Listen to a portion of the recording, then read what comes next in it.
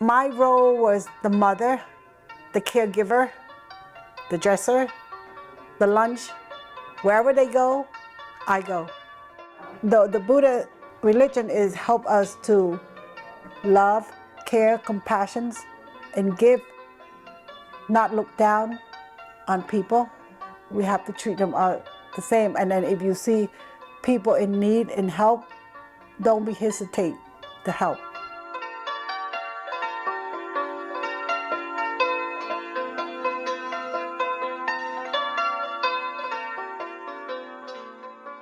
This is my mom, Thary Hua. As I become a mother, I appreciate why she did the things she did. From dance to child rearing, she is the MVP, the most valuable player in my life.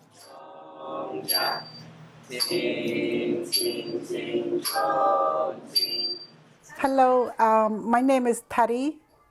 I am from Cambodia. I've been here in the United States over 40 years. We live in New Jersey forever now.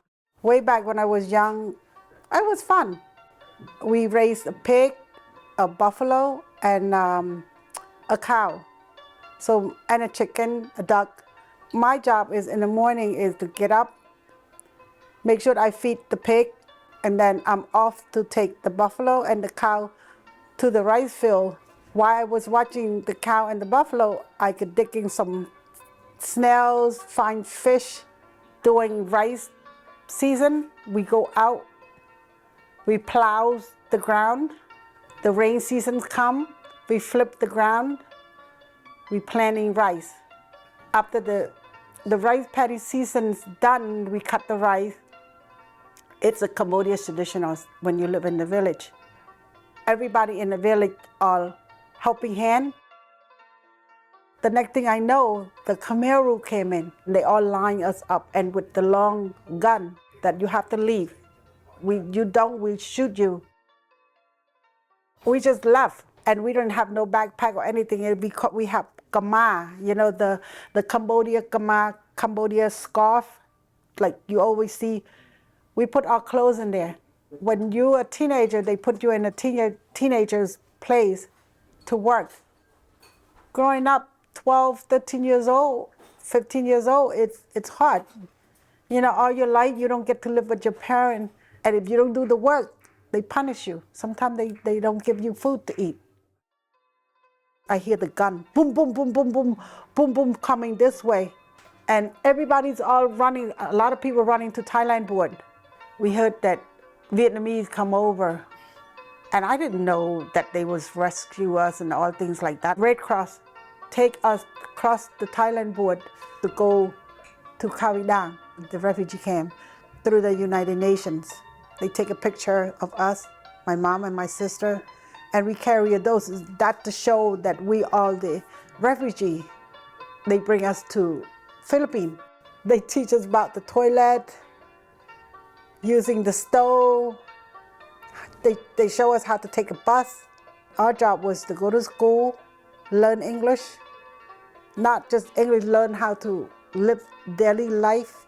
And then after that, they said, okay, your interview passed, everything's good, we bring you to United States.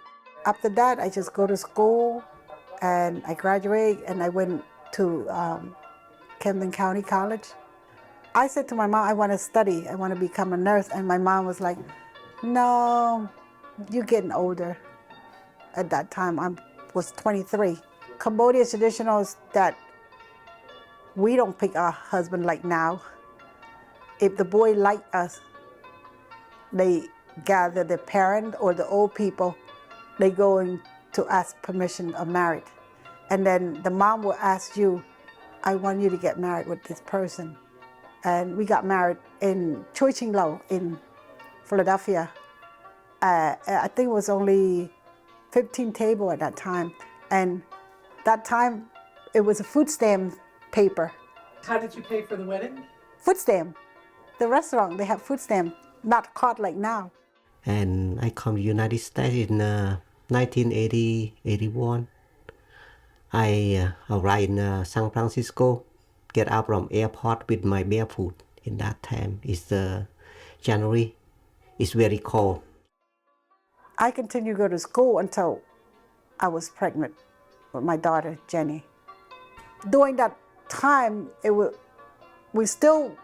we have money, but we put it away. We didn't have no bank account or anything like that. It was hard. The community started to come together. You know, a lot of people come. At that time, was not a lot of people. It's like maybe 10, 15 families. At that time, we have more people coming in. We host a Cambodian New Year at that time, and then more people come in, and then the community come together.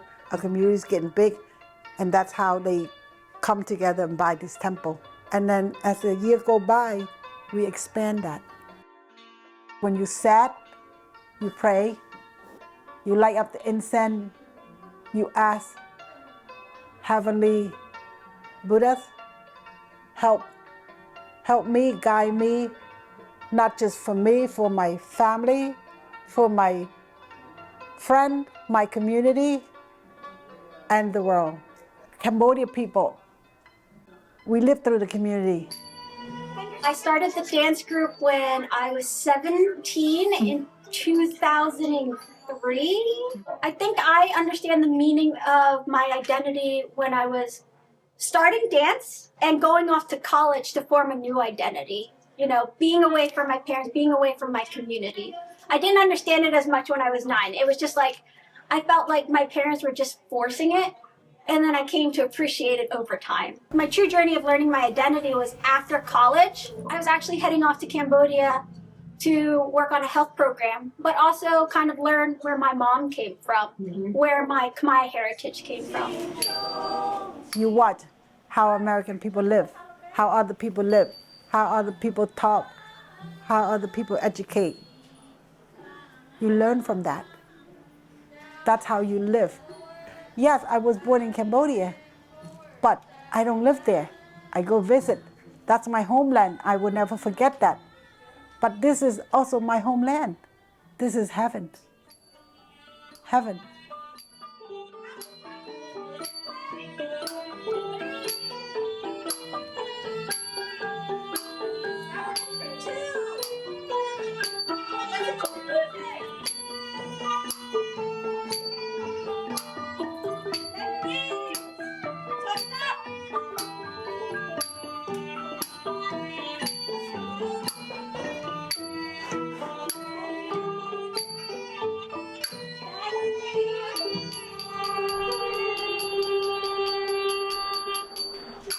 One, two, three. 1, 2, 3. 1, 2, 3. Everyone, 1, 2, 3. Very good, guys. All right, 12 o'clock class, you dismissed. On to the next class.